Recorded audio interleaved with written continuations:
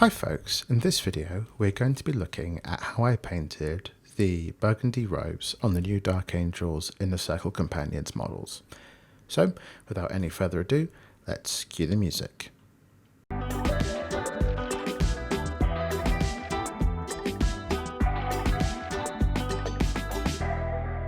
To start out with, I'm going to be making a base coat purple, which is going to be the darkest colour on the model in terms of the robes.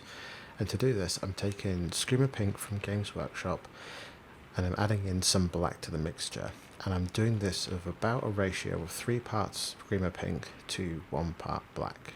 As you can still see, it's got that lovely maroon burgundy colour offered by the Screamer Pink, but it's significantly darker when it's actually dried, so if you were to lay a Screamer Pink over the top you would notice a difference in the colour.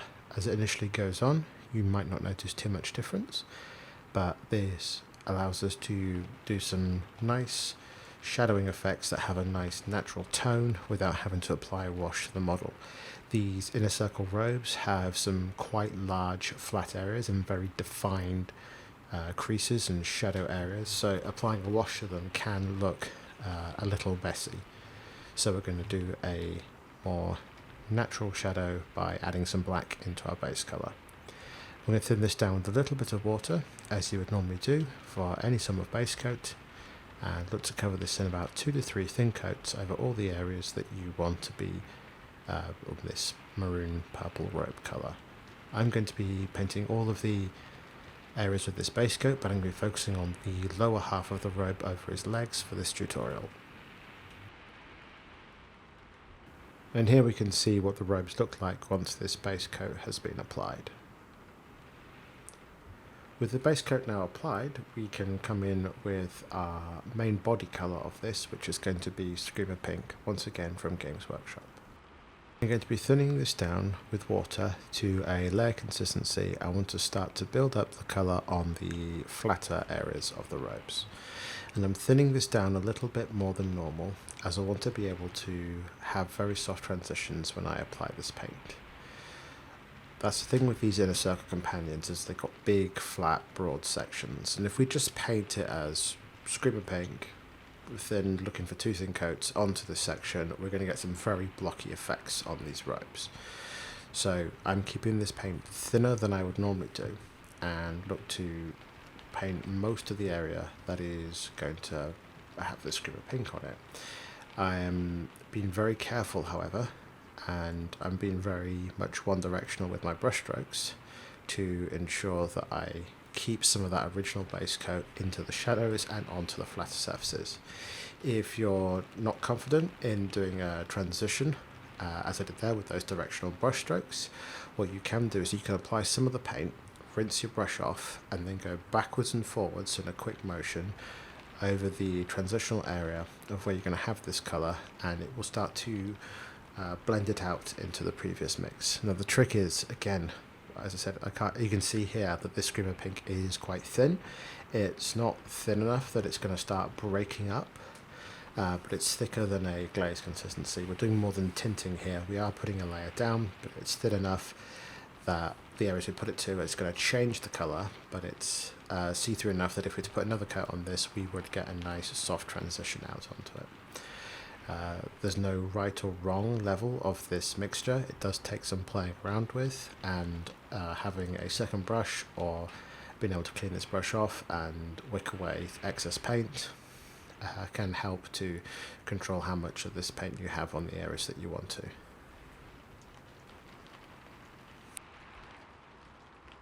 And here's the robe with a second layer of the Screamer Pink paint with that feathering technique to soften out the transition of thin paint.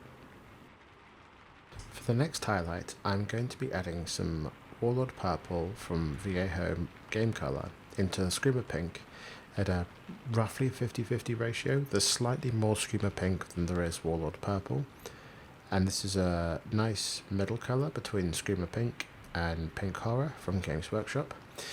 So this is going to be a bit more of a subtle transition that you might see from a traditional Games Workshop paint scheme, but there is an increased saturation in the pink tones in this Warlord purple, which is really going to look very vibrant as we start to put it onto the model.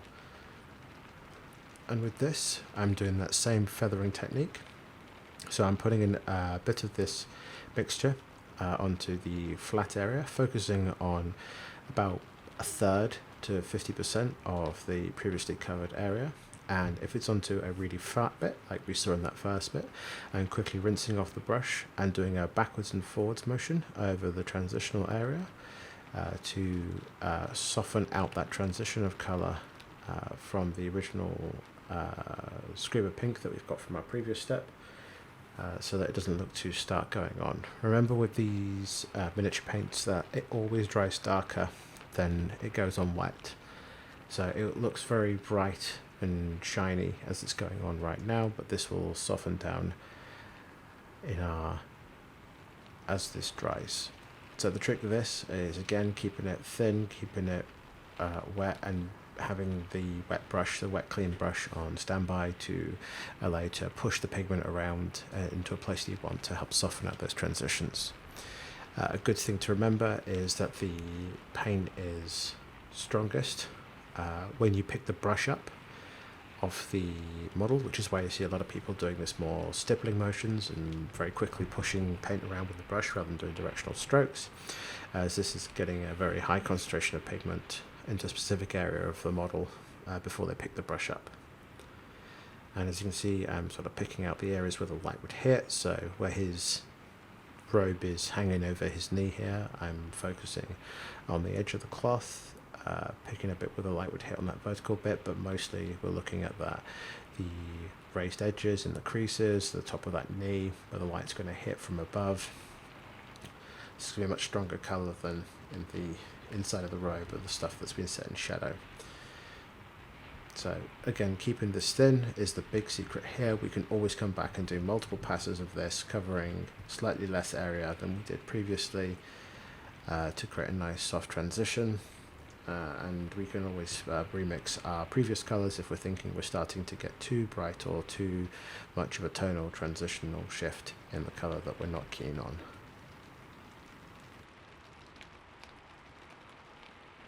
Next, we're going to add a little bit of pink horror into the mix.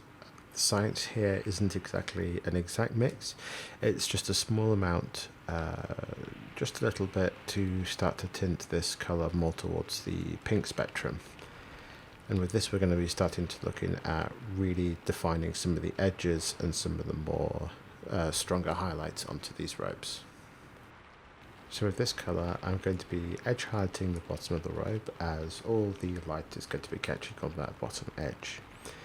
I'm then going to be thinning this down a fair amount, like I have been doing with the previous steps, and with this I am painting in some more of the reflexes onto these robes. Due to the way these robes are done, there's a lot of triangle shapes here going on. I'm using the edge of my brush a fair bit on this step, as I'm going to be picking out a lot of those edges, and it's a lot easier to do that with the side of the brush rather than the tip. I'm going to be using the tip here to pick out these almost like artificial folds in the cloth, as well as these real ones.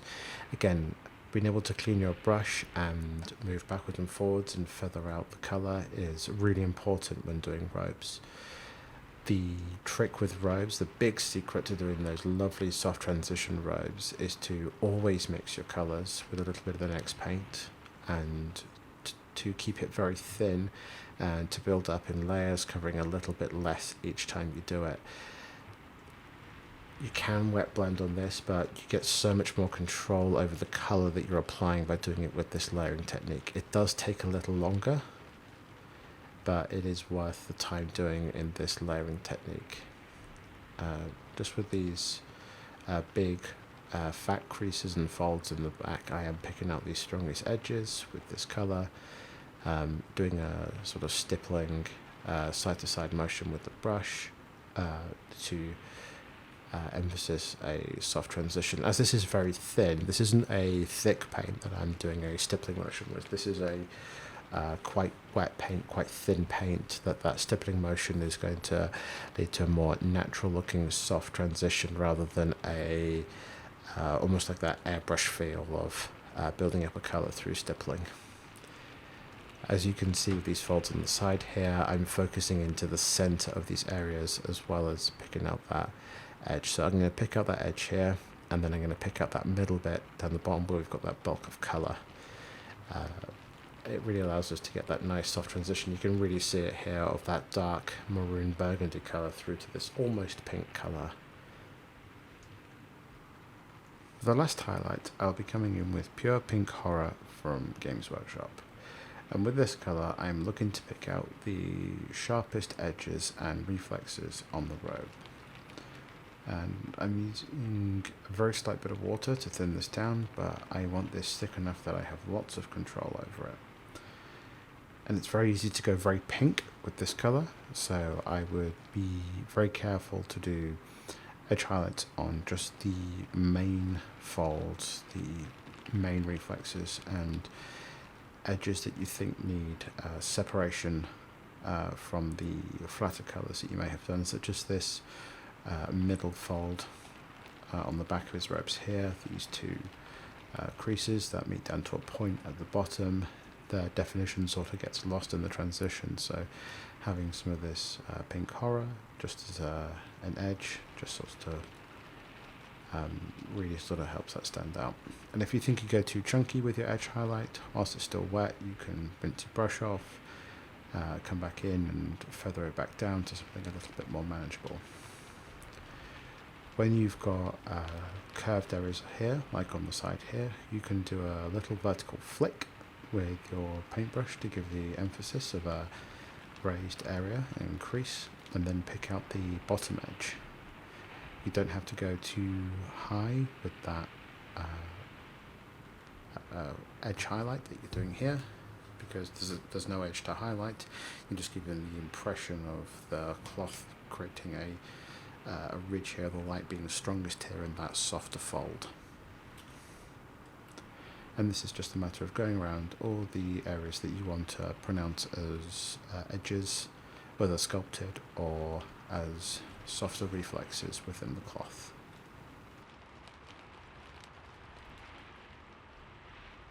With this edge height done, you can really see how this causes all of those softer transitions that we've done earlier to really stand out on this model.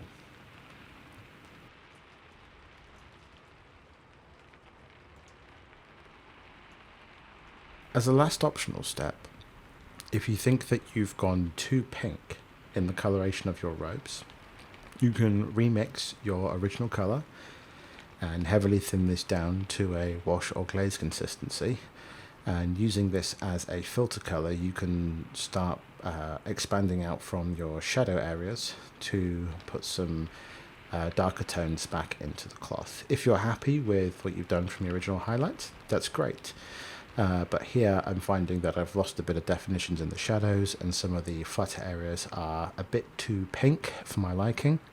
So as I've got this really thin, it's acting as a filter. So even if I put this all over everything, I could do this like an all over wash, and it would just tone everything down, but I'd still be able to see all the layering and the highlighting that I've done previously. It's very, very thin, this colour, and we're using it to soften everything out and redefine any shadows that we might have lost from all of our highlights.